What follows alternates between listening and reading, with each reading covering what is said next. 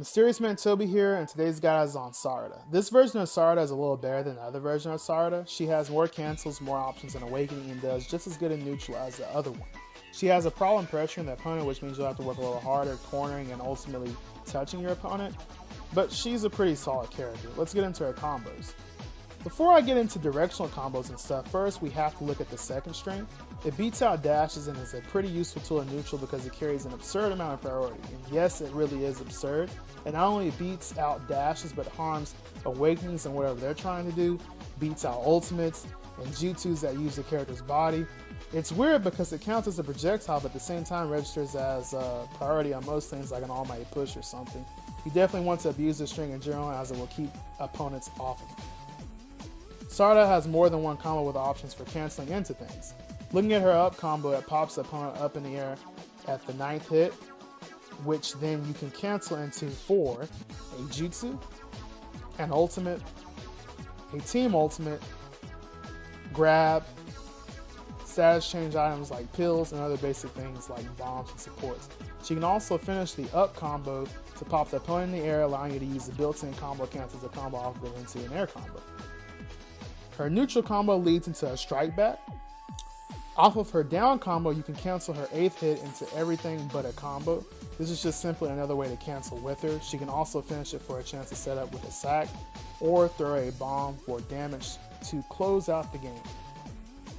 In addition to that, I would also like to concur on the up and down combo that if you cannot get any of these cancels, you can indeed cancel into an up item to ground them and, of course, get everything you could before. Her air combo is pretty standard as well. On guard, she's incredibly weak. Her longest string is her up combo, but it doesn't even fully complete, leaving the guard on blue and with a dash cancel on yellow. This is very unfortunate because now you will definitely have to make every opening count, as it will be really hard to stay on the opponent. And of course, her neutral and down combo did not finish past this hit. Sarada's tilt, whether it hits or not, forces her to take one hit before she does anything or suffer from lag. However, on hit, she can hit and cancel into her jutsu off of her tilt. And on hit, can cancel into an ultimate as well. She can also simply tilt and upon hitting the opponent, mash out circle, and at times for a perfect restand. On block, it isn't too safe, but it's worth noting that spacing it properly due to the inherent push it has makes it a lot more safe. Her grab doesn't lead to anything and is a standard grab, and her projectiles are basic as well. Lightning Drill, which is Sarada's jutsu in this iteration, can be cancelled to be made safer and on block for a block string. On hit, it causes strikebacks, which is nice as well.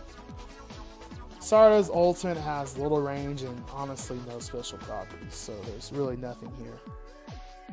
Let's look at Sarada's Awakening. Sarada's Awakening is actually pretty solid. I've been very mixed about the other characters' awakenings like Mitsuki's and Boruto's with the ninja tool, but with Sarada, she has a definite setup and consistent ways to maximize damage, as well as more going for her. In general, since her base form already has a lot she can do, and this Awakening literally takes that and adds more damage and Awakening actions that are pretty versatile and good. I give this Awakening a solid 6 for combat factor, and in general, you can definitely bring it back more so easier with this Awakening than a lot of other Awakenings in the game. In Awakening, this Sarada gains 2 Awakening actions, Lightning Flicker and Fire Style Phoenix Fire Jutsu. Lightning Flicker literally does what the normal Lightning Flicker does, with the downside being that it cannot be used in the air, and one plus being that it has good block stun long enough for a dash at close range. Phoenix Fire Jutsu stuns on hit for literally this whole animation unless they're projectiles. But guess what? Since Awakenings are projectile immune and the opponent will receive lag from throwing the projectiles, you still get your punish. The only thing they could do is throw projectiles to switch, but switching leaves them open for an air dash punish into an air combo. So either way, in either scenario, you win regardless. You can of course dash cancel out of these Awakening actions and cancel your tilt with them. This makes your tilt a lot better than before. Phoenix Fire Jutsu stunning the way it does gives you more options and cancels off of your combos, like up and down in general. Try experimenting with this and see what you get. Don't be afraid to be as creative as possible with these Awakening actions. Outside of this, you can do everything else I mentioned in this guide with her in Awakening.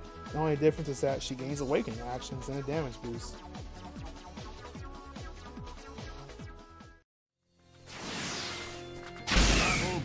And that, my friends, is Sarada in all of her glory. She's honestly a pretty good character, namely because of the second string, giving her a really powerful tool in neutral. And she has good cancels. She has good tools overall, and I'm liking her a lot more than the pre-order version of Sarada. um, but you know, that's of course another video and possibly another guide. But anyways, this Sarada is pretty solid and neat. I'd advise you to use her if you're definitely looking for a pretty fun and creative character. She's pretty fun and creative with her awakening actions, and then in her combos in general. Like, there's lots of different ways to mix things up and cancel things into ultimates and jutsus and stuff. So it's pretty fun, honestly. That, and she's a pretty solid character in general. I really like how they captured the character in this iteration, because one of my worries is that it was just going to be pretty much like, you know, a move set that was inspired from a previous move set, and like it was going to kind of be half-assed. But as I kept playing with the character and as I dived deep into the character, everything worked out. So I really enjoyed doing this guide, and I hope you guys enjoyed watching it. Thank you guys for watching. If you liked it, you know, of course, leave a like, drop a comment, and subscribe for more guides, and stay tuned for more in general. Thank you guys for watching. This is Mysterious Mentobi signing off.